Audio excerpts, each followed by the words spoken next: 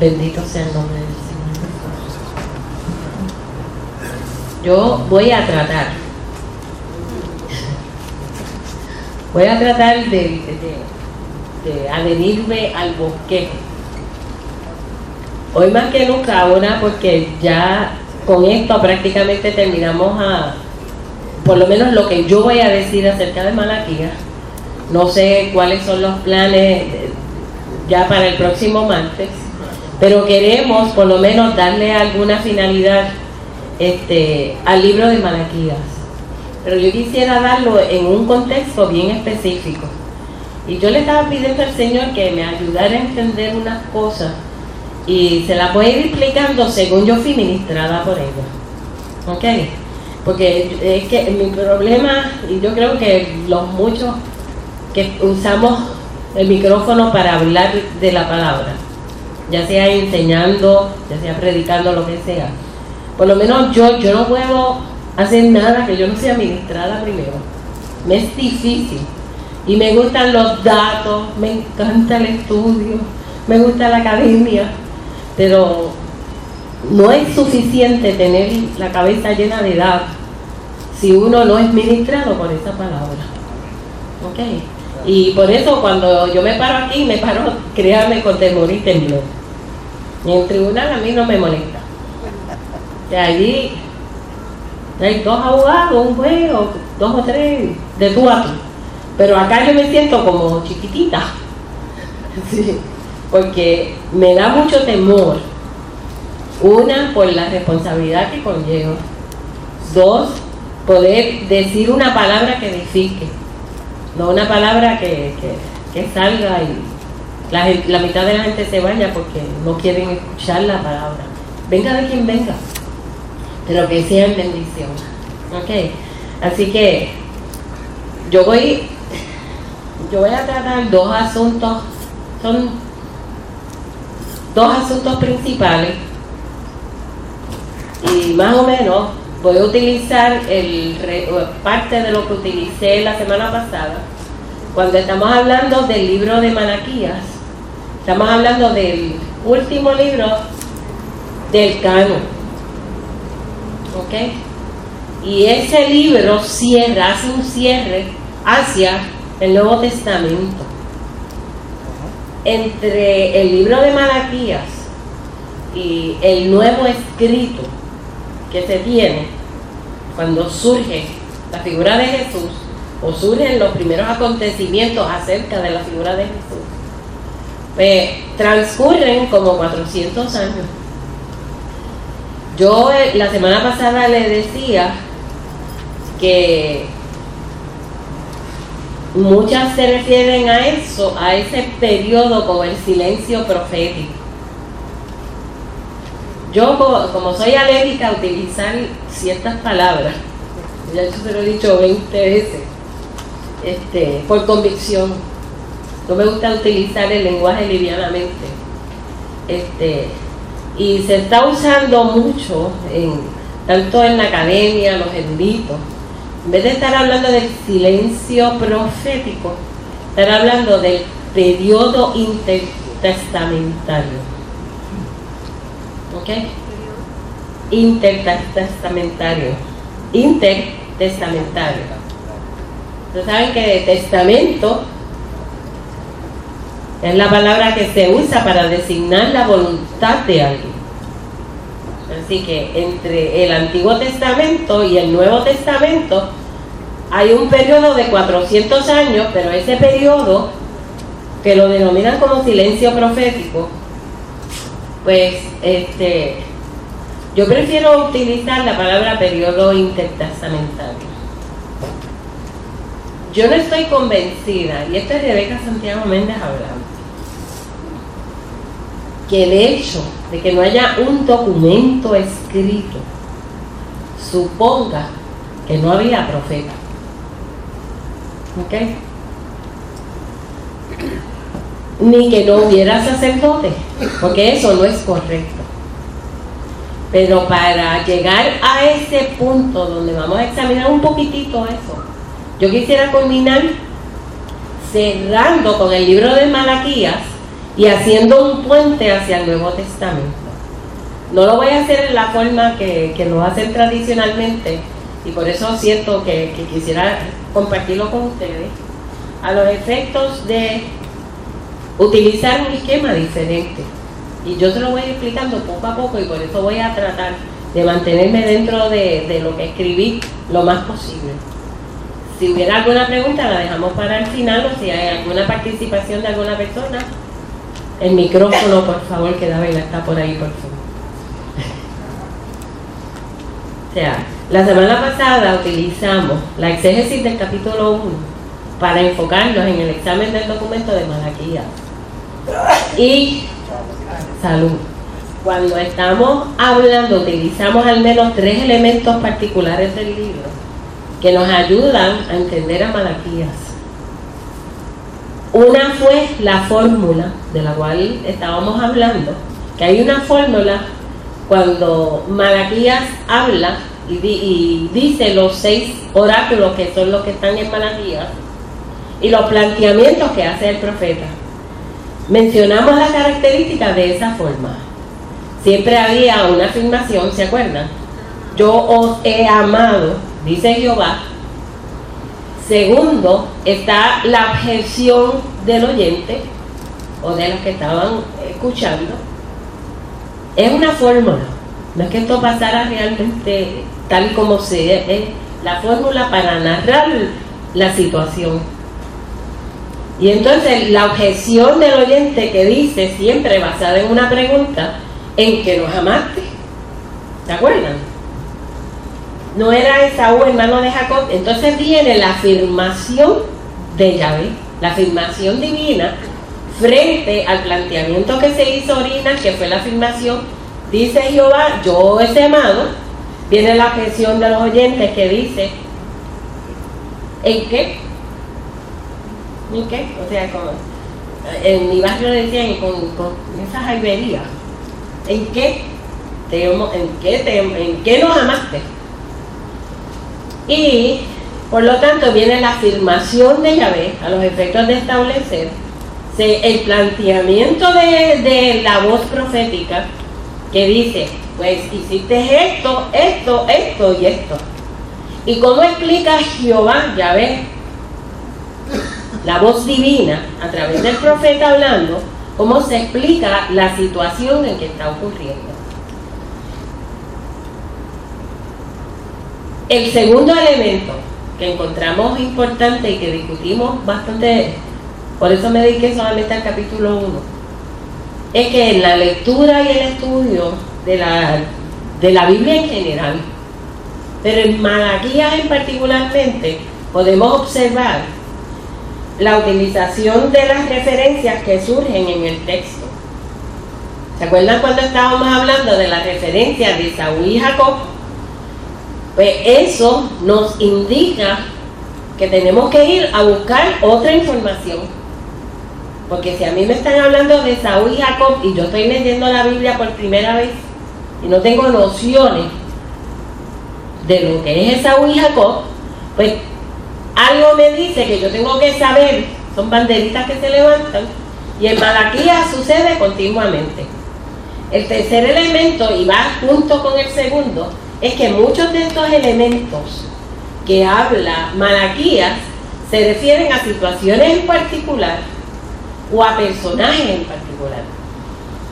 Tenemos al personaje de Leví, cuando se está hablando de los sacerdotes. Tenemos a la figura de Elías, cuando se está hablando ya del día de Yahvé. Y tenemos en el caso de lo que ya hemos estudiado, a Esaú y a Jacob. Así que en ese sentido, como ya vimos eso, hoy lo que vamos a hacer, y vamos a tratar de hacerlo en forma bastante específica, quisiéramos, como ya yo les dije, trazar un puente entre el Antiguo y el Nuevo Testamento, en virtud de Malaquías. Normalmente lo que hacemos es que tomamos, o se toman, las citas del Nuevo Testamento para utilizarlas para confirmar la voz profética. O sea, muchas de estas citas que se utilizan, incluyendo el mismo Jesús, cuando estaba en la sinagoga y empezó a leer del libro de Isaías, que está en Lucas, dice que entre ustedes se ha cumplido esa palabra. ¿Por qué? Porque se utiliza el fundamento de lo escrito, por los profetas. Y hay un detalle más, o sea, para el tiempo en que se está escribiendo el Nuevo Testamento, el Viejo Testamento, el Antiguo Testamento, que representa a los judíos, había sido ya traducido. Que tenemos que tener eso en cuenta. Había sido traducido, y porque Alejandro Magno, bajo el imperio greco-romano, había ordenado que se tradujera la Biblia, y se había traducido al griego y se llama la Septuaginta, que aparte de que los judíos utilizaban la Taná, utilizaban un comentario que se llama Midrash, o sea, había distintos documentos moviéndose cuando se está hablando del Nuevo Testamento. Pero cuando estamos en el Viejo Testamento, muchas de estas cosas se están narrando y se están escribiendo posteriormente. Por eso es que a veces cuando vemos los documentos y decimos, bueno, ¿qué pensamos que Zacarías escribió esta parte, pero esta otra no? Y no deja de ser tan Biblia como tan Biblia. Y ya como ustedes son estudiantes de la Biblia, saben que ese sistema se utilizaba normalmente, porque había unos amanuenses, unos escribas, que eran los que se dedicaban a escribir. O sea, no todo se escribía al mismo momento. No estamos cuestionando la revelación de la palabra ni la iluminación de la palabra en nosotros. Lo que estamos afirmando es que antes se creía, como que uno visualizaba que todo el mundo estaba ahí escribiendo. Es como cuando Joel mencionaba el domingo que estaba predicando, a quién se le había ocurrido dividirlo en versículos. Yo por poco le levanto el teléfono para que se acordara que la Biblia yo la estaba leyendo allí sentada a través del internet. A veces alguna gente piensa, mira, estas personas llamando, y realmente no, es que ya la facilidad que ustedes tienen, comentarios bíblicos, de mil cosas ahí en el internet a la mano, sin tener que moverse a una biblioteca. Así que uno de los planteamientos que yo les quisiera hacer es que por lo regular se utiliza la experiencia profética como fundamento para justificar el mesianismo judío. Cuando usted va a tender el puente entre Malaquías y el Nuevo Testamento, casi siempre todo el que se pone a hablar se utiliza el mesianismo para justificar la figura de Cristo, como si la voz profética fuera dada exclusivamente por datos. O sea, y allá en Belén, de allá de Belén saldrá un guiador. Habló uno de los profetas.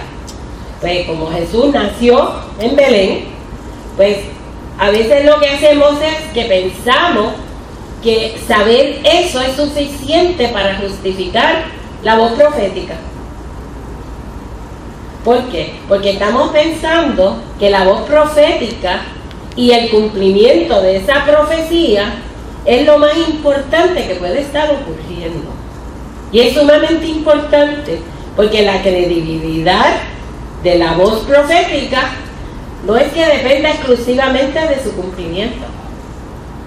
Porque ya vimos anteriormente en Deuteronomio que si aún la palabra que dijera una voz profética se cumpliera, pero esa no está consona con la voz de Dios. Miren lo que dice Deuteronomio, creo que es Deuteronomio 25, por ahí no me acuerdo bien. aun si la voz profética se cumpliera, o sea, la palabra que dice el profeta se cumpliera, no quiere decir que eso proviene de Dios. Y en ese marco a veces vemos que cuando habla el profeta y nos leemos el Nuevo Testamento, pensamos que basta que nos digan en Belén esta profecía se cumplió. ¿Por qué? Porque Jesús nació en Belén. O porque pensamos en Isaías, pues salió el vástago de David o de Isaí.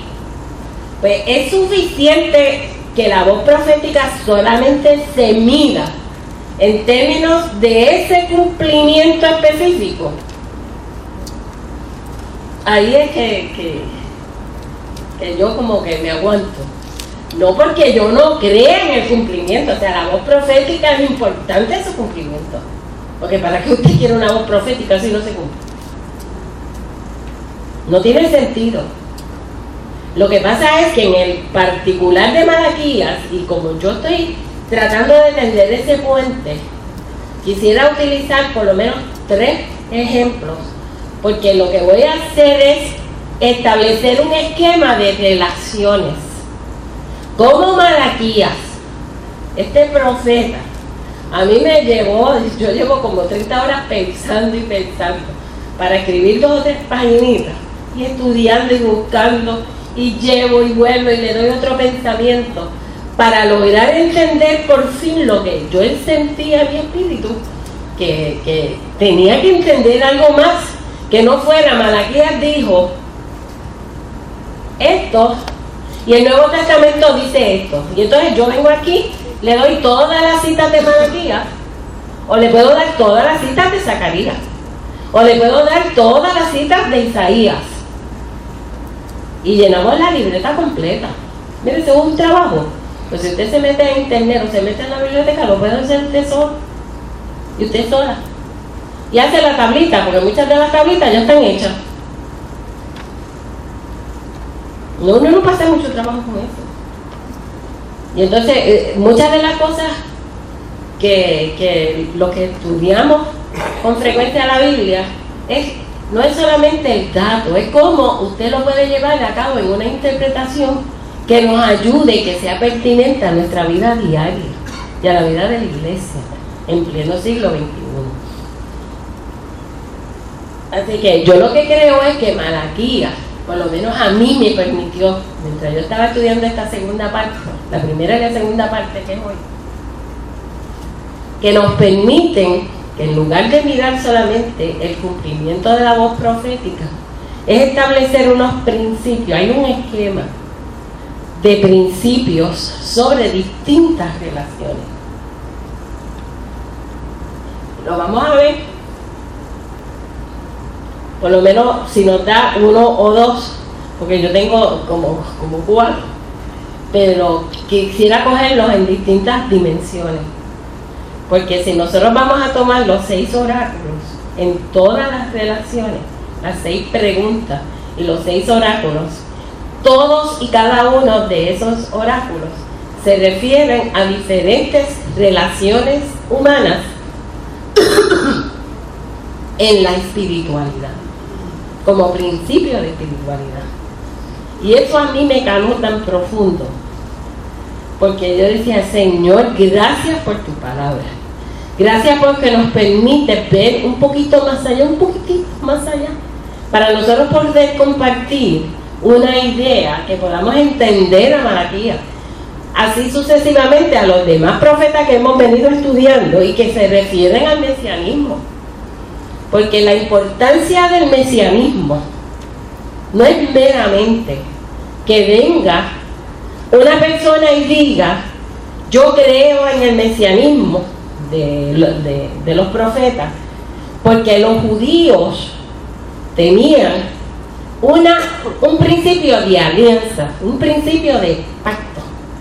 Y ese principio de pacto, cuando el profeta se paraba a hablar, el profeta lo que hacía era defender ese pacto frente a sus congéneres. había un pacto divino entre Dios y unas personas. Y el profeta era como el centinela de eso. Algunas veces era más importante el profeta porque había más desastres, pero igualmente en todo tiempo estaba el sacerdocio. El sacerdocio era el que representaba ¿qué? Todo el código deuteronómico, todas las reglas, todas las guías que Dios había dado. ¿Para qué? Para conducir a un pueblo a un propósito redentor. No había nada más que eso. Usted y yo podemos estar en desacuerdo en la fórmula del código deuteronómico, en los castigos que se daban.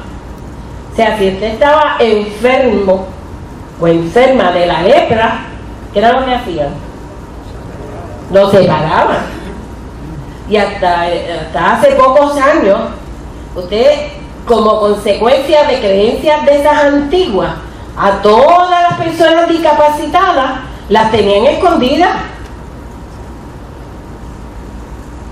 Y a los que estábamos en la calle, que supuestamente, supuestamente, porque algunos que parecen más que otros, o parecemos más que otros, pero a todos esos discapacitados los mantenían escondidos. Y muchas de esas creencias es porque por proteger una imagen, por proteger los genes, por proteger la historial familiar, pero vienen de antaño. ¿Por qué? Porque lo imperfecto era considerado que no era sagrado. Así que una persona que nacía o tenía un defecto estaba condenado a lo profano, a estar separado.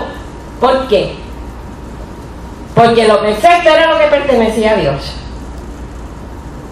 Y usted y yo podemos diferir sobre las distintas sanciones del código deuteronómico.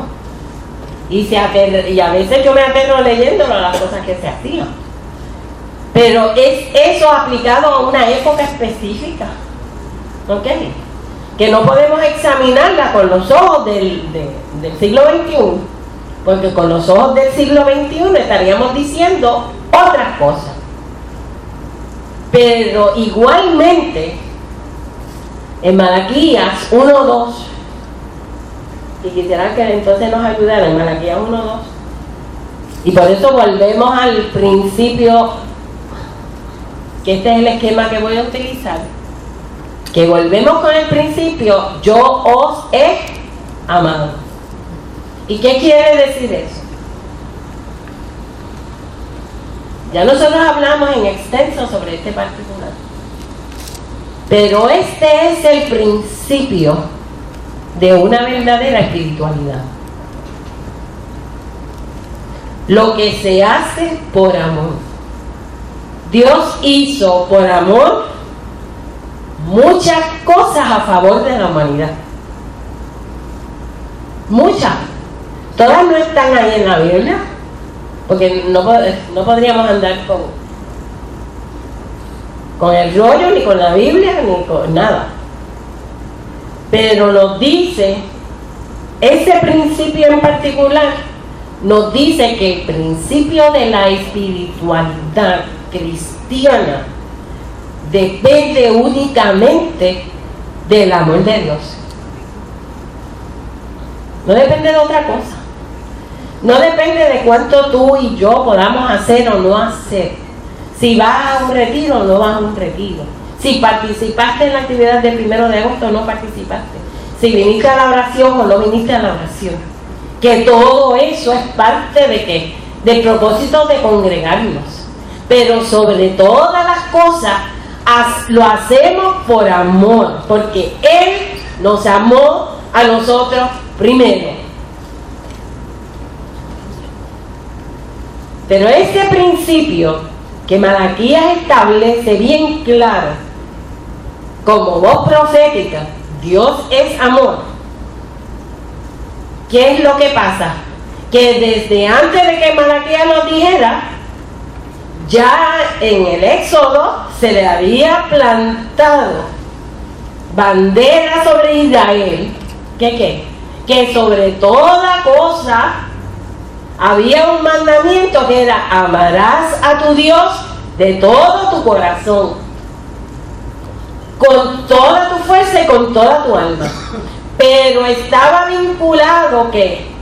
Al amor con el prójimo, porque era imposible yo decir, como muy bien dice el Nuevo Testamento, que cómo tú me vas a decir que tú amas a Dios y no me saludas.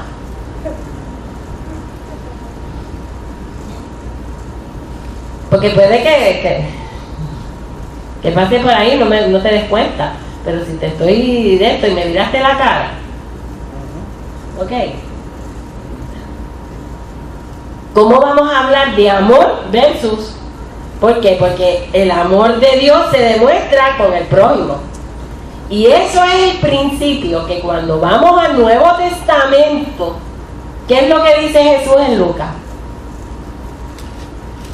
¿Ok? Una nueva regla, un nuevo mandamiento os doy. Que los amemos los unos a los otros, como yo os he amado. Mira cómo lo ponen. ¡Wow! O sea, en una forma exquisita y preciosa, el puente que se tira desde el Viejo Testamento hacia el Nuevo es una reinterpretación para que nosotros como creyentes dejemos atrás las cosas de la ley. ¿Por qué? Porque cuando estamos en el mirando como creyentes, no estamos fundamentando nuestra fe a base del código deuteronómico. Estamos fundamentando nuestra fe a base de la persona de Jesús. Y leemos desde el Nuevo Testamento con ojos de creyentes. Y miramos hacia allá y a veces decimos: diantre, ¿verdad que Dios era difícil? Mira que mandar la pérdida.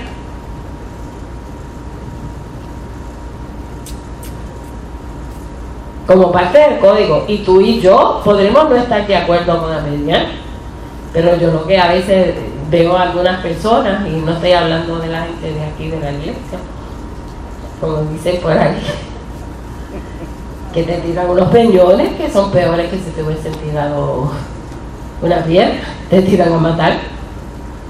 ¿Ok? Así que no estamos muy distantes.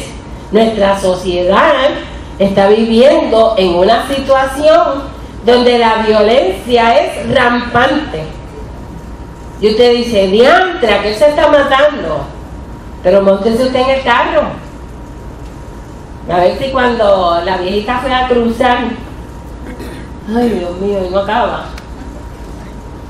Como si uno no llegara viejo. Si avanza. ¿Ah? Si avanza.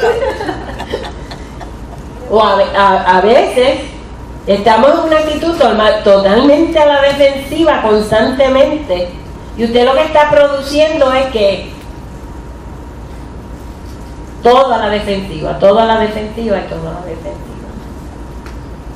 Así que cuando tiramos ese puente entre el Viejo y el Nuevo Testamento, esos años que están ahí intertestamentarios, ok, estaban ocurriendo un montón de cosas. El hecho de que no haya algo escrito no quiere decir que nadie estaba, o sea, nadie estaba leyendo el Antiguo Testamento. Eso no es verdad. Había, cuando la nación judía pasó desde el periodo persa, pasó después por el griego y pasó por el romano, que es cuando está naciendo Jesús, para el periodo romano. Han pasado 400 años y hay un un elemento esencial que ocurre en ese proceso. ¿Y cuál es? ¿Ah? Sí, pero el silencio no es tan silencio. El Antiguo Testamento se hace al griego, se traduce al griego. O sea, eso es silencio. Eso era facilitarle a la gente que tuviera en contacto con ¿qué? Con la palabra de Dios. Lo que sí pasa es que hay unos hechos históricos que van compartidos en ese momento, que es que bajo el reinado persa, ustedes se acuerdan, con Esdras, con Nehemías, hemos estudiado ya con los profetas, se reconstruye el templo. ¿Por qué? Porque el rey persa autoriza a los judíos a acudir a Palestina, a Judá, y hacer una cosa, hacer que el grupo de judíos que está en la diáspora, que ya deben ser como tercera o cuarta generación, se reúnan en Judá con el propósito de compartir una cultura, compartir una religión y compartir el templo. Pero eso no se queda ahí, ¿ok? El sacerdocio se fue levantando. Lo que pasa es que a mi entender, y esto es de Rebeca Santiago Méndez, esto no es ni por el espíritu, pero yo creo que una de las explicaciones del silencio profético es que a medida que va pasando el tiempo, el sacerdocio se vuelve más político. ¿Por qué? Porque nombran a Esdras, lo nombraron gobernador. Esdras hizo una gran reforma, pero de los que vinieron detrás, nombraron al sumo sacerdote, lo nombraban entonces el gobernador de la región, y se fue convirtiendo en un político. Y junto a ese político empezaron a crearse unas creencias políticas, unas creencias también que ahí es que surgen en ese proceso, surgen los escribas y los fariseos, surge finalmente el Sanedrín. ¿Ok? ¿Por qué? Porque a los judíos se les permitía ejercer el poder en los religiosos. Pero a los judíos lo que lo dijeron fue: ustedes se reúnen todos en esta provincia, le nombramos un gobernador, que ese gobernador es el sumo sacerdote. El sumo sacerdote tiene un grupo a su cargo que es el Sanedrín, y de aquí vamos a interpretar. Esa es la Corte Suprema de los judíos, ¿no? Sí. Y vamos a interpretar, como son asuntos religiosos, vamos a interpretarlo como jueces y políticos. Y en vez de estar permitiendo la voz profética, la voz de Dios, se fue creando un mundo de ¿qué? Político. Y cuando Jesús aparece en el camino, lo juzgaron como político. No tuvieron la visión de verlo como el Rey de Reyes y Señor de Señores. No tuvieron la visión de verlo como lo encarnado de Dios. Por lo tanto, en muchas de nuestras situaciones religiosas per se, que es a lo que quisiera llevarlo, cuando estamos hablando del amor de Dios y lo queremos llevar a todo este espectro de que vayamos a estudiar el Nuevo Testamento, pues miren, van pasando unas situaciones en el camino que nos dan a entender por qué perdemos lo mejor de Dios.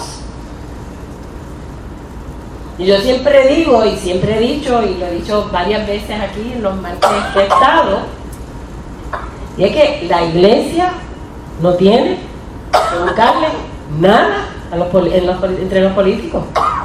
No es que no haya votación, No es que no haya ideología. Usted quiera pertenecer al partido político que usted quiera. Ahora, si nosotros como cuerpo institucional, como cuerpo eclesiástico, dependemos que sea lo político que defina nuestra comunidad, como están haciendo muchas personas por ahí, ¿ok?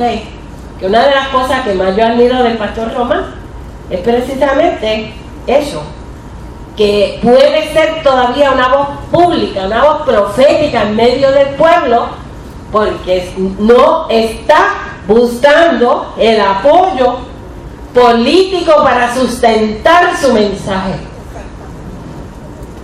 Y nosotros tenemos no solamente que apoyar al pastor y nuestra congregación, ¿ok? Es que somos parte de ese pueblo que estamos avalando esa postura. Y no es porque usted no quiera pertenecer, no quiera, es más, si se quiere ir al Senado, pues Dios lo bendiga por eso. O lo que sea. Porque es que no, la hermana dice que es que se daña, es que no hay que dañarse. Porque nos dejamos contaminar. ¿Ok? Nos dejamos contaminar. Y usted dice, pero es fuerte, porque si no hago esto, no consigo el favor.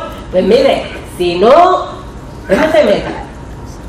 Pero hay distintas cosas que entre Malaquías, cuando dice eso, el amor divino, y especialmente cuando habla con el caso de Saúl y Jacob, que es Malaquías 1:3, del 2 al 3. Si usted se va a Romanos 9:13, va a encontrar amé a Jacob y rechacé a Saúl. Y ya nosotros hablamos de eso la vez pasada, pero no voy a volver a entrar en detalles sobre eso. Pero nos interesa que podamos tender ese puente entre el nuevo y el viejo, no con los mismos ojos que lo juzgaban los propios judíos.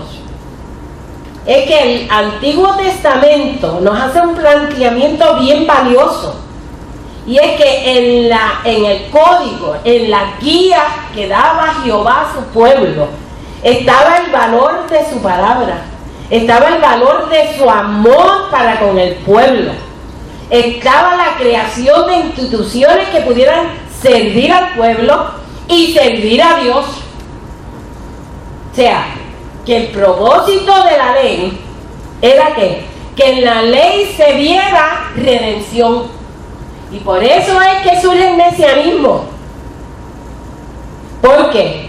Porque los profetas estaban mirando el verdadero valor de la alianza, el verdadero valor de la ley, que era ¿qué? El amor de Dios mostrado a su pueblo, visto a través de las acciones de Dios con el pueblo, y visto a través de una alianza que Dios había hecho entre la humanidad y sí mismo, y él mismo, diciéndole, hay una vida nueva que se puede hacer en Dios. Pero para hacer esa vida nueva, que comienza con amor y termina con amor, tenemos que someternos al gobierno de ¿qué? Por eso la ley. Claro, usted y yo no vivimos bajo esa ley, no vivimos bajo ese código. Pero el principio, muchos de los principios guías del código, de lo que Jehová decía, y lo decía a través de los profetas, era que, miren, ustedes como pueblo están en desobediencia, pero están en desobediencia porque no han cumplido a cabalidad las reglas de Dios. Y Malaquías va más allá. Malaquías establece, y es el segundo principio, o en la segunda área que quisiera entrar, ¿qué? que Malaquías lo que dice es en el capítulo 1, versículo 12, y también en el capítulo 2, yo voy a leer algunos de esos versículos, le habla, y es otro grupo de relación que se establece en la espiritualidad. Que no solamente Dios nos va a amar y Dios nos va a desear y Dios va a querer que estemos al lado de Él, al lado de su presencia, en su victoria, en su sistema, sino que también vamos a crear ¿qué? Instituciones que lleven el verdadero mensaje. Instituciones que cuando usted diga, yo pertenezco al Ministerio Sanador, wow, ahí está la presencia de Dios, ahí hay palabra de Dios. Porque, y voy a decir esto con mucho respeto, porque yo amo profundamente a mi pastor, ustedes no saben cuánto, y los respeto, ustedes no saben cuánto, ¿ok? Pero si usted lo único que puede decir de la iglesia, que usted viene de la iglesia por el pastor Moisés Román,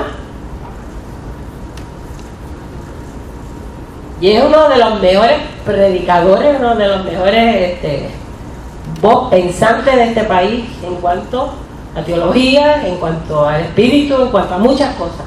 Pero si usted lo único que viene es porque quiere escuchar al hermano Moisés Román, al pastor Moisés Román, nos hemos perdido. ¿Ok?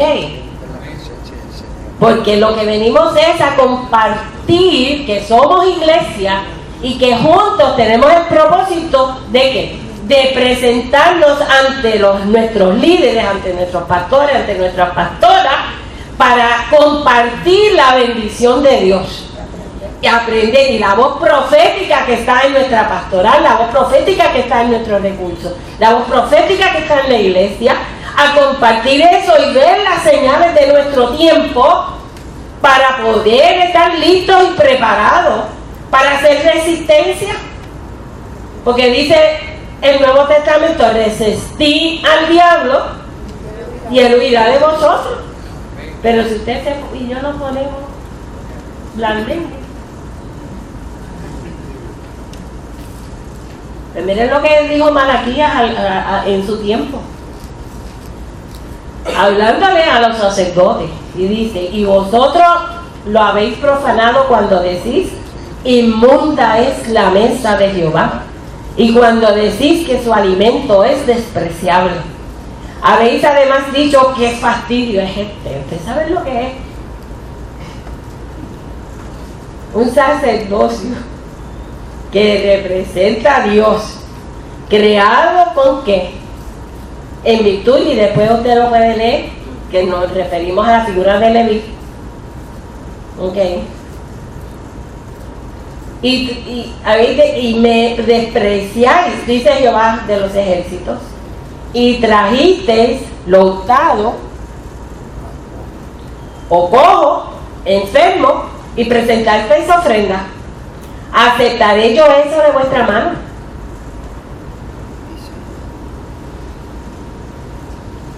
O sea, aquí hay un valor que estamos viendo de una relación que Dios establece para la espiritualidad de su pueblo. Y es que no es solamente el amor de Dios lo que basta para que la iglesia prospere. ¿Ok? Es que necesitamos a nuestro real sacerdocio, nuestros príncipes y princesas, nuestros reinas y reyes, envueltos en ¿qué? En la excelencia de Dios.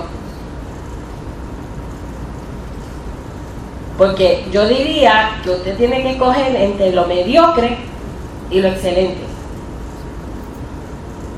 Si usted quiere andar en lo mediocre, pero a usted no le importa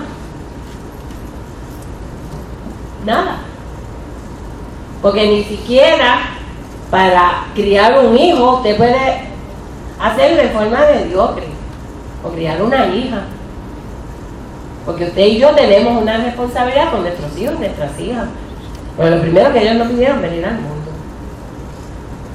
fue producto del amor o del odio.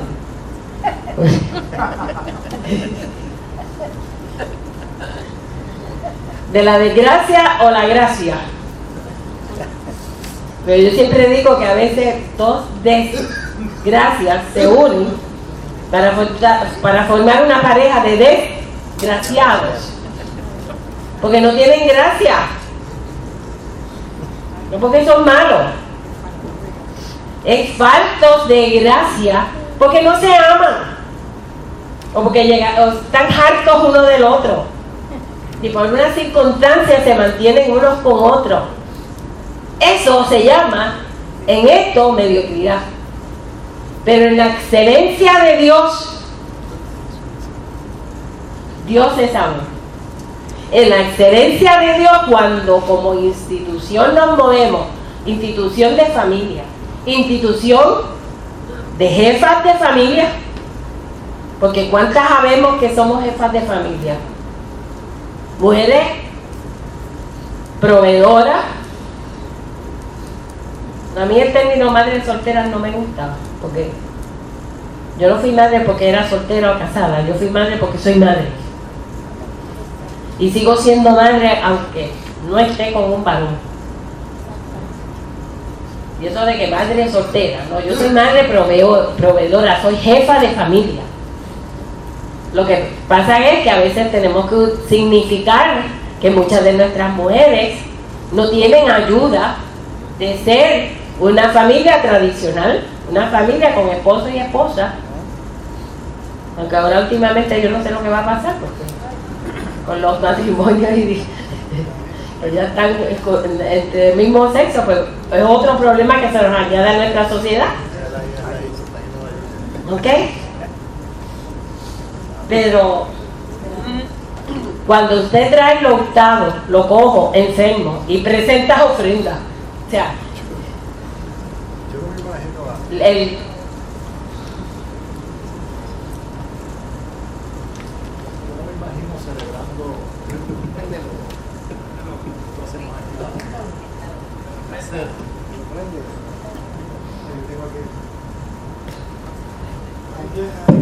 Ahora, yo no me imagino aquí nosotros celebrando la cena y que nos sirvan el pan con hongo y el jugo de la vid agrio.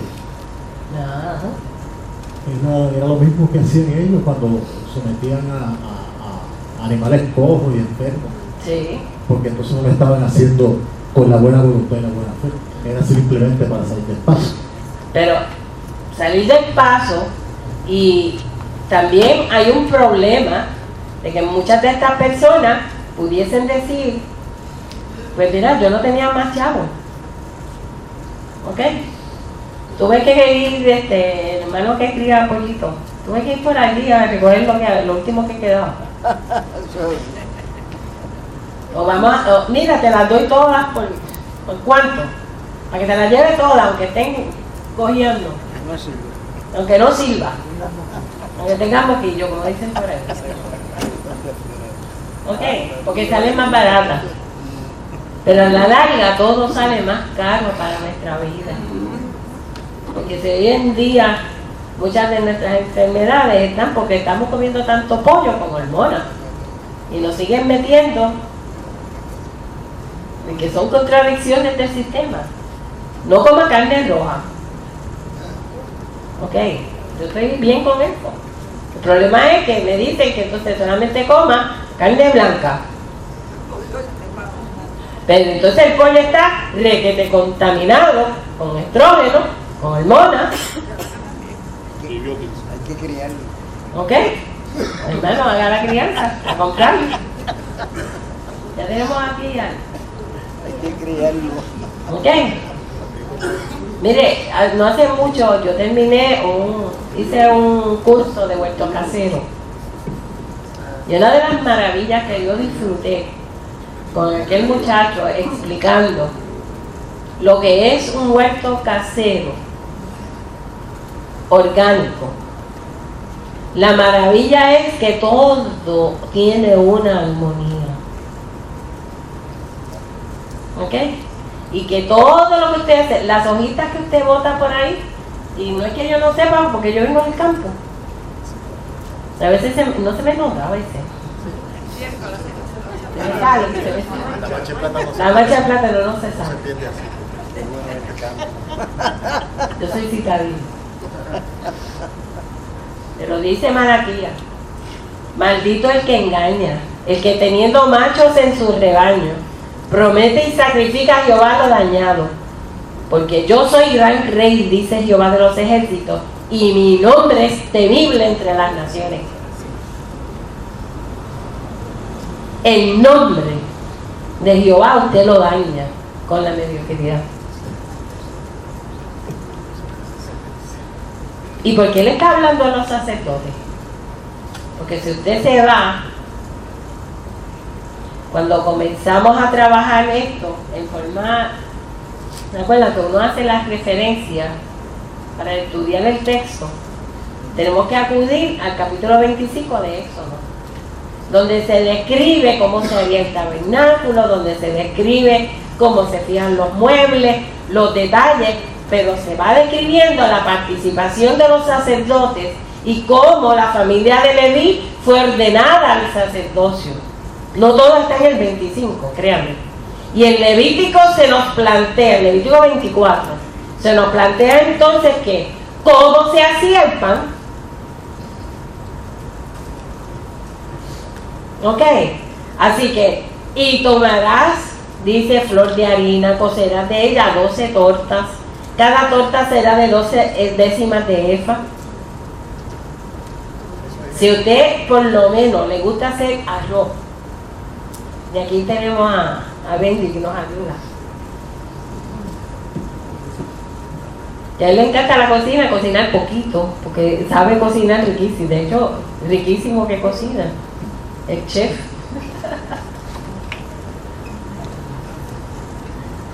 Ok. Pondrás también sobre cada hilera, mira, y la pondrás en 2 hileras. 6 en cada hilera sobre la mesa limpia delante de Jehová. Si le están diciendo que hasta los muebles tienen que estar limpios. Y de momento usted entra en estas casas fabulosas y dice, que mucho polvo hay. Nosotros que somos a veces tan lentos y tan metidos. Imagino que la desidia que ellos tenían ya era esto, obviamente tan grande que les importaba poco eso. Pero a mí me preocupa, exacto, que era tan fuerte, que era, yo no podía presentar, si yo iba a presentar, ¿a quién se lo tenía que presentar? Un sacerdote. ¿Y qué quiere decir? Que el sacerdote tenía que mirar. Hacían la vista larga. Ah, se hacían de la vista larga. Y otra consideración. Porque había otras consideraciones en el camino. Había otros asuntos que había que atender. Y de esto no hablamos. Y de esto se esconde. Y como es como antes, yo no sé cómo. Usted puede barrer y esconder debajo de la sombra el polvo. ¿Ok? O barre y como el gavetero no lo puede mover siempre, porque pesa, pues debajo hay polvo. ¿Ok? ¿Cómo hacemos que el Nuevo Testamento entonces, que los fariseos y los escribas, yendo de un lado para otro, en ese periodo intertestamentario, era malo que se comiera del pan? Sí, el pan era solamente ¿para quién? Para el sacerdocio. Pero cuando a Jesús le cuestiona todo esto, ¿quiénes le están cuestionando? Mira que la cara que pone a mí me encanta. Lo escriben los fariseos. Mira, ¿y tú? ¿Por qué tú estás sanando en un sábado? O sea, Jesús, la encarnación de la espiritualidad completa, la encarnación de Dios, a Dios mismo le están cuestionando que esté haciendo las cosas diferentes y bien hechas. Pero mira quién le cuestionan, los escribas y los fariseos. Y yo no quiero repetir todo lo que dijo Jesús, pero ustedes se pueden leer en el capítulo 24. Déjenme chequearle bien.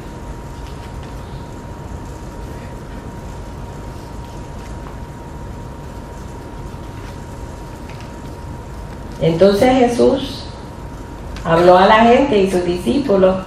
En la cátedra de Moisés se sientan los escribas y los fariseos. Así que todo lo que os digan que guardéis, guardarlo y hacerlo. Mas no hagáis conforme a sus obras, porque dicen y no hacen. Porque atan cargas pesadas y difíciles de llevar y las ponen sobre los hombros de los hombres. Pero ellos ni con un dedo quieren moverla. ¿Ok? Tenemos que tener cuidado a quién escuchamos, a quién damos nuestra ofrenda.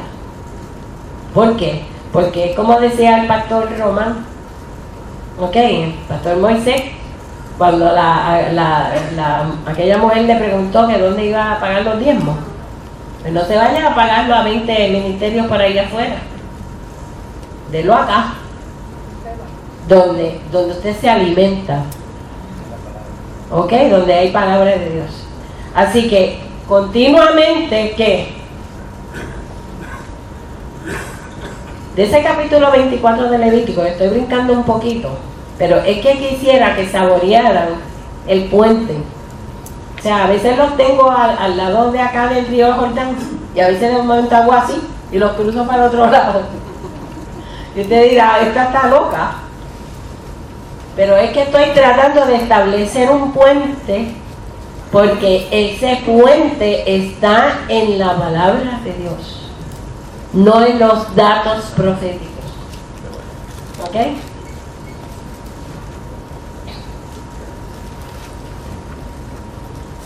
Y Malaquías le dice también, en el capítulo 2, versículo 1, ahora pues, oh sacerdotes, para vosotros es este mandamiento. Si no oyeres y si no decidís de corazón dar gloria a mi nombre, ha dicho Jehová de los ejércitos, enviaré maldición sobre vosotros y maldiceré vuestras bendiciones, que eso es lo más contradictorio de una bendición como otra. Y aún los he maldecido porque no os habéis decidido de corazón. Y por ahí sigue. Y me impacta mucho el versículo 2.5. Y acuérdense que estamos en el Antiguo Testamento.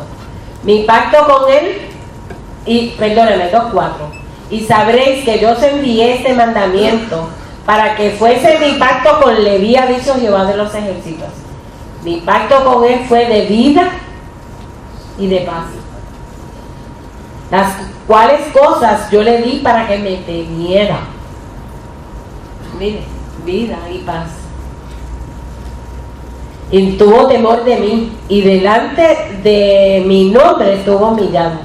La ley de verdad estuvo en su boca, e iniquidad no fue hallada en sus labios. En paz y en justicia anduvo conmigo, y a muchos hizo apartar de la iniquidad. Miren qué fantástico esto, a mí me fascina estos dos versículos. Este en particular, el 2.7. Porque los labios del sacerdote han de guardar la sabiduría, y de su boca el pueblo buscará la ley. A veces uno oye a tantas personas oyendo tantos disparates y tantas cosas, y a tanto ministro, y a tanta persona tratando de usurpar la voz profética de Dios. Pero gracias a Dios, porque todavía hay hombres y mujeres que continúan con el mensaje de vida y de paz. Ok. Así que en términos de ese tipo de relación que yo le estoy explicando entre el viejo y el nuevo, hemos cruzado el puente de acá para acá y de acá para allá. O sea, de norte a sur y de sur a norte. O si usted lo quiere mejor de este a oeste o de oeste a este, como usted quiera. es como este periodo intertestamentario del que estamos hablando y que no vamos a definir y hablar con mucho detalle. Es para que usted se entere, pues yo estoy segura que, o casi segura, no puedo hablar por los planes del pastor, para que si fuéramos a introducir el Nuevo Testamento, pues tendrá a bien aclarar unas cosas adicionales, pero a mí no me da tiempo de cubrir todo eso. Así que veamos lo que Dios. Vamos a cruzar el puente de nuevo, póngase en la patineta. Oyendo, Jesús era un comelón, se sentaba mucho a la mesa con mucha gente. Oyendo esto, uno de los que estaban sentados con él, refiriéndose a Jesús a la mesa, le dijo, refiriéndose a la cuestión del pan: bienaventurado el que coma pan en el reino de Dios. Entonces Jesús le dijo: un hombre hizo una gran cena y convidó a muchos, y a la hora de la cena envió a su siervo a decir a los convidados. Entonces Lucas 14:15: venid que ya todo está preparado. Y todos a una comenzaron a excusarse. El primero dijo: he comprado una hacienda y necesito ir a verla, te ruego que me excuses. Otro dijo: he comprado 5 yuntas de bueyes y voy a probarlo, te ruego que me excuses. Y otro dijo: acabo de casarme y por tanto no puedo ir. Vuelto el siervo, hizo saber estas cosas a su señor. Entonces, enojado, el padre de familia dijo a su siervo: ve pronto por las plazas, las calles, y trae acá a los pobres, los mancos, los cojos y los ciegos. Fíjense. Antes no le interesaba, en el Viejo Testamento no le interesaba, porque eso había que esconderlo. Pero a la hora del ministerio de Jesús, que estaban en ciertas exposiciones públicas, porque a veces estaban o cerca del templo, allá escondiditos entre cercanos, entre otros grupos. ¿Qué pasaba con esa situación? Que fueron los que se sacaron, ¿para qué? Para venir a la cena y para que lo imperfecto humano se convirtiera en lo perfecto de Dios. Y muchas de nosotras como personas hemos sido bendecidos, porque ya no tenemos que ir al sacerdote a llevar una ofrenda escondiendo que aquel tiene la patita mala, o pasándole un poquito de cremita para que no se vea manchadito, no se note mucho. Ahora venimos tal y como somos ante la presencia del Señor. Y dice que lo imperfecto Dios lo vuelve perfecto, y que lo vil y lo menospreciado escogió Dios para avergonzar a los sabios. Mírense que contrapuesta está en eso, y que mucho hemos avanzado como creyentes. Pero cuando discriminamos contra alguien porque no tiene la misma sensibilidad, o porque, ay, qué vulgar suena. No, yo quisiera a veces que cuando uno se siente bien raro, porque mientras uno está interpretando y diciendo las cosas, quizás que aquí hay que, ¿cuántas personas? Como 80, 90 personas. Todos uno están recibiendo conforme a su situación lo que uno está diciendo desde acá.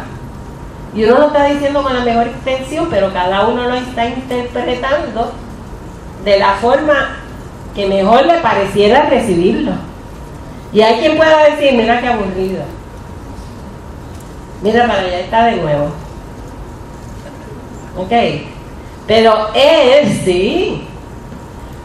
que cuando estamos estudiando la palabra, lo que convertimos la palabra es en herramienta. ¿Para qué? Para nuestra propia espiritualidad diaria.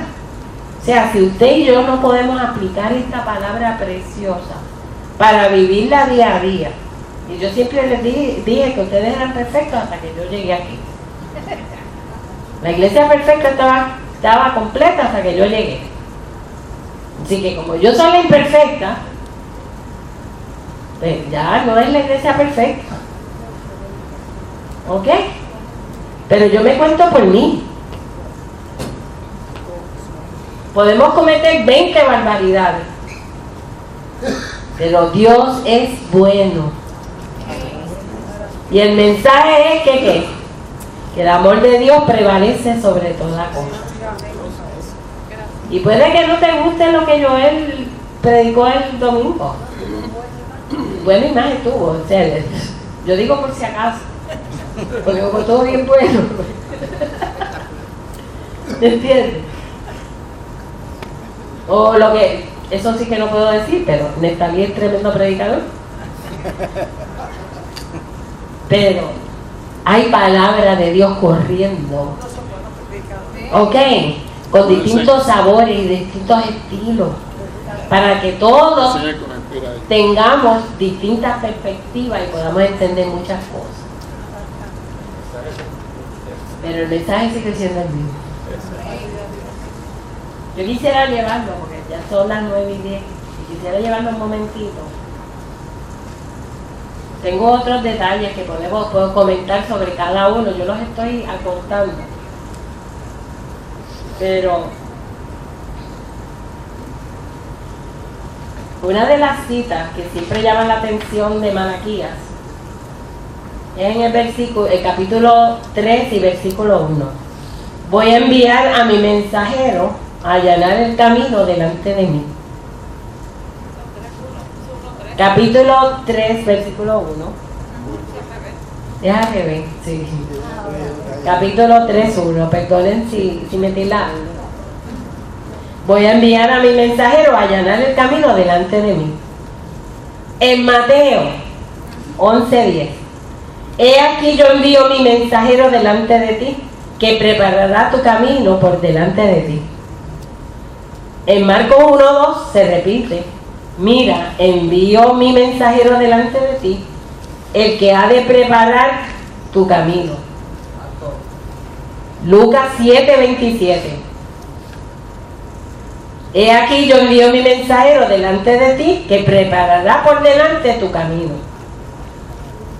Y muchas personas están de acuerdo, muchos eruditos están de acuerdo, y el mismo Jesús afirmó que era el mensajero que venía delante de él. ¿Ok? Y se confirma con la figura de ¿quién? De Juan el Bautista. Pero miren lo que dice Jesús sobre eso, que es el principio que quiero llevar. Ya lo corrí del puente del antiguo, lo corrí ahora al nuevo. Tengo que avanzar un poquito.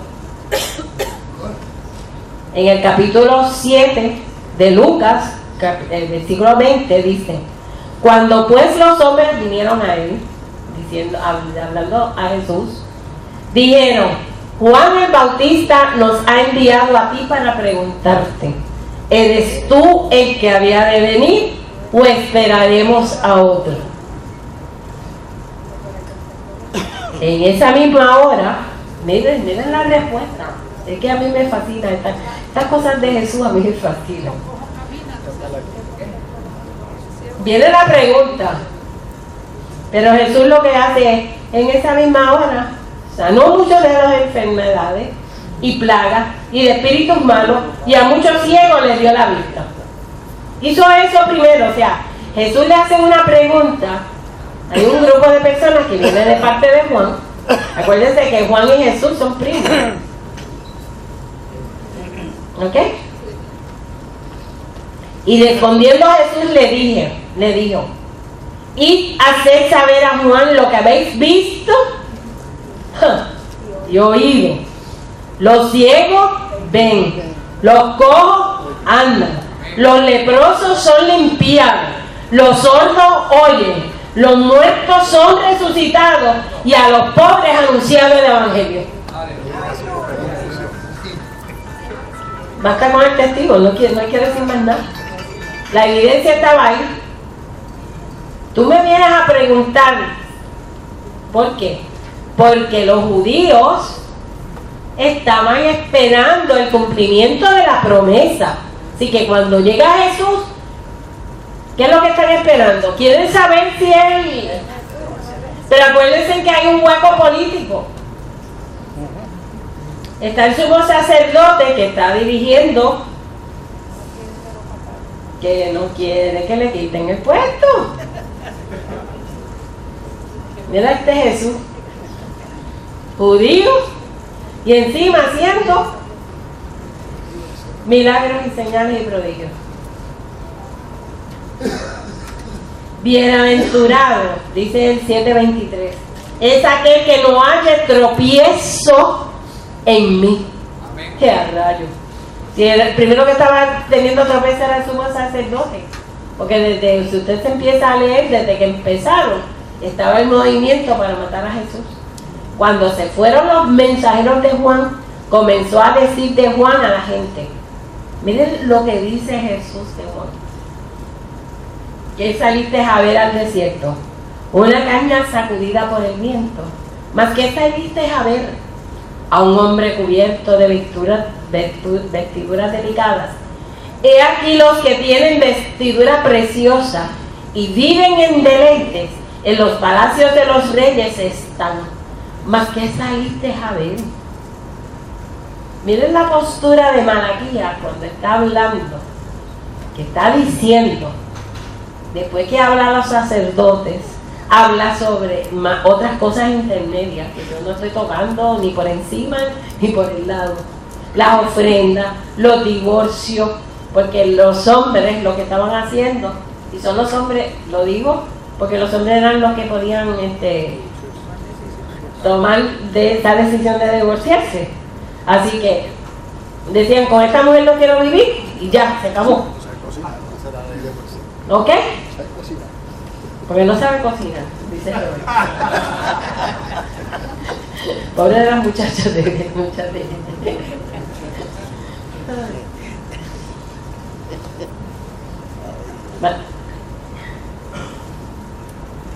7:26. ¿Mas qué salisteis a ver? ¿A un profeta? Sí, os digo, y más, y finalmente Jesús dice, y más que profeta. Miren lo que está diciendo Jesús. Y estamos hablando de que había un silencio profético. ¿Ok? Ojo con los silencios, porque había un montón de personas que no estaban en Sanedrín que escuchaban la voz de Dios. El hecho de que no se haya escrito de ellos, o no se haya puesto por escrito, no quiere decir que no habían rodillas.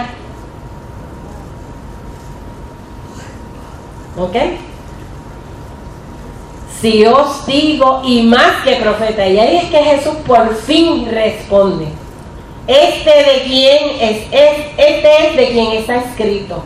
He aquí envío mi mensajero delante de tu faz, el cual preparará tu camino delante de ti.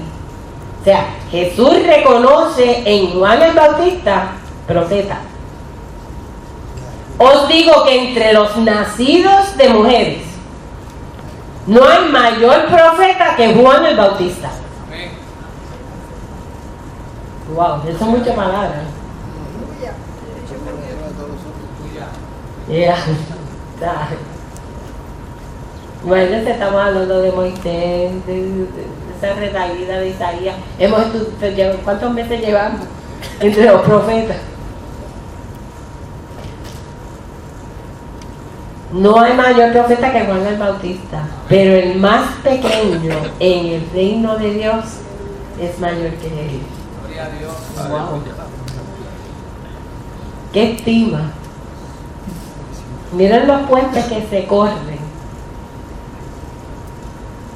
entre el Nuevo y el Antiguo, entre el Antiguo y el Nuevo Testamento. ¿Ok? Como el mismo principio se balancea. ¿Por qué? Porque Malaquías estaba diciendo que iba a enviar un mensajero delante de quién, de la figura principal. Pero todavía Jesús dice, este es el mayor entre todos, de toda esa retraída. Y se lo está diciendo al judío. Wow, que era como darle. Olvídate, yo no sé ni qué. ¿Por qué? Juan el Bautista, ¿cómo se vestía? Con pieles de animales. Así que, si no había desodorante en ese tiempo, Eso era para que los mosquitos se fueran. ok, No había mosquitos. agua de azar por lo menos, agua mameli, como decían las abuelas.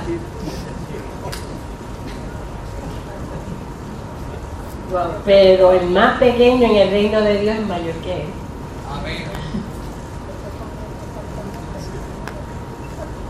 Y comiendo, ok, la figura de Juan a mí me recuerda a los hippies de mi tiempo.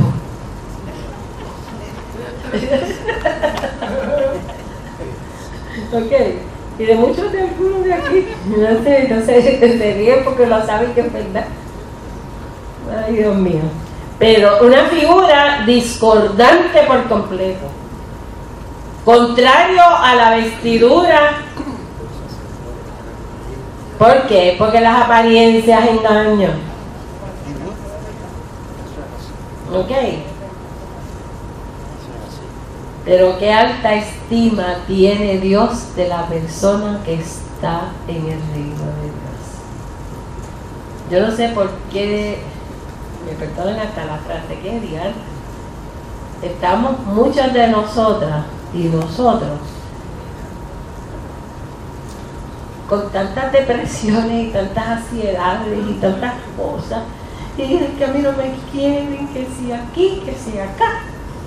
Si tú eres mayor que la consideración de Jesús sobre tu persona, que tú eres más que el mayor de los profetas. Porque Dios te ama. Y el sistema sigue siendo el mismo. Y aunque estés cojo, paralítico, lo que sea, el ministerio de Jesús vino a comprobar en el Nuevo Testamento lo que decían en los principios de los profetas. Por eso es que yo insisto que no debemos mirar al profeta solamente como un dato más de cumplimiento de profecía, sino como un eslabón tremendo entre el mesianismo y nuestra vida de hoy en día, nuestra vida de fe de hoy en día. Miren lo que dice Jesús. En la cátedra de Moisés se sienta en Mateo 23:2. Bueno, ya eso yo lo leí. Mateo 23, 29, 31. Hay de vosotros, maestros de la ley, fariseos hipócritas, edificáis los mausoleos de los justos. Decís, si hubiera vivido en tiempos de nuestros antepasados, no habríamos colaborado en la muerte de los profetas. Pero lo que atestiguáis es que sois hijos de los que mataron a los profetas. Es una forma de decir, tú eres responsable, porque le estás poniendo cargas que no son. Así que en todo este proceso, corriendo para atrás y para adelante, entre el puente que hemos tratado de ver por encimita, ¿okay? Por encimita, usted y yo tenemos que saber que tenemos que enlazar nuestra vida en Dios, fundamentada en el amor de Dios, fundamentada en lo que verdaderamente corresponde a la palabra de Dios. No miramos a la palabra, y me repito, desde el Antiguo Testamento, sino desde la vida de Jesús. Y la podemos ver tan fácil. Si usted se para, te toma a todos esos escritos de Jesús, y probablemente, yo no sé cómo vamos a seguir, de verdad que no sé cómo vamos a seguir estudiando lo próximo.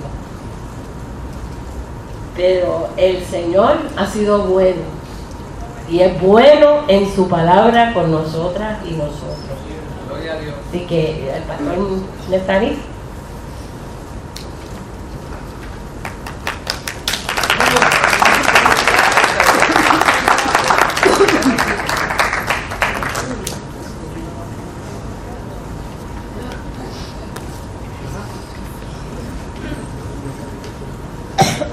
Bien. Dios les bendiga a todos. Muchas gracias, hermana Rebeca. Ella tomó esta responsabilidad y estos días que nuestro pastor ha estado tomándose unas merecidas vacaciones, pues Rebeca ha estado con esa muy buena disposición para traer estos estudios de estos 2 martes pasados. Ya supongo que para el próximo martes ya nuestro pastor va a estar aquí el domingo, así es que el martes me imagino que le vamos a tener aquí en el estudio. Un comentario rapidito, que yo esperaba que quizás ella diera la oportunidad, pero Ahí tiene 5. no, 5, 1 minuto. Me maravilla y como que lo veo de una manera diferente esta noche, que Jesús dice que Juan es más grande que todos los profetas, porque cada uno de los profetas, todos los profetas del Antiguo Testamento hablan del que ha de venir, pero Juan recibe la revelación divina de que que está aquí, este es el Mesías. De que todos los profetas, él es el más grande, porque ninguno de ellos lo vieron como Juan. Y quería hacer ese comentario porque pues, me impresionó grandemente entender por qué Juan es el más grande. Y es porque todos habían hablado del que venía, pero ya Juan ve el que había de venir, lo tiene delante. Así que ese es el comentario. Pero más grandes somos nosotros que no lo vemos, que lo creemos. A nosotros nos cuesta trabajo entender la parte final de ese versículo.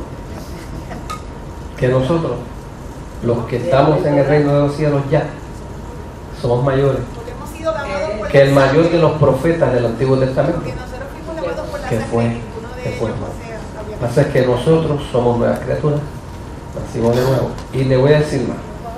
Si yo establezco una comparación entre Jesucristo y Juan el Bautista, obviamente Jesús es mayor que Juan el Bautista. ¿Sabe qué? Los que estamos en el reino de los cielos somos el cuerpo de Jesucristo y Él es la cabeza. Lo que pasa es que el diablo, Señor reprenda, le nubla el entendimiento aún a los creyentes, a los que están en el reino de los cielos, y les cuesta trabajo creer eso. Como que eso es una gracia tan hermosa que ha sido derramada sobre cada uno de nosotros, y tanto trabajo que nos cuesta a nosotros creer eso. Nosotros deberíamos andar con nuestra mente, con nuestra frente siempre bien en alto, por encima de lo que sea, porque nosotros somos parte del cuerpo de Jesucristo. ¿Usted sabe lo que es eso? Y hay que vivir también a la altura de lo que somos, que nadie se debe olvidar tampoco de eso, ¿verdad? Ese es un Cristo santo, es un Dios santo. Pero si le amamos tanto como yo sé que usted le ama, verdaderamente siempre viviremos para agradarle. Y Dios quiere que nosotros le agrademos en todo. Y esto es sencillo y simple. Procura agradar a Dios en todo y tú verás como todas esas promesas se cumplirán de día en día. Nos vamos ya, estamos casi en el tiempo para salir. Damos gracias a los hermanos. No sé si tenemos visitantes, ¿verdad? Tenemos un joven que yo creo que por primera vez. Buenas noches, Dios le bendiga. Amén. Mi nombre es René Franco. Gracias. Muchas gracias por tu visita de esta noche. No sé si habrá alguno otro.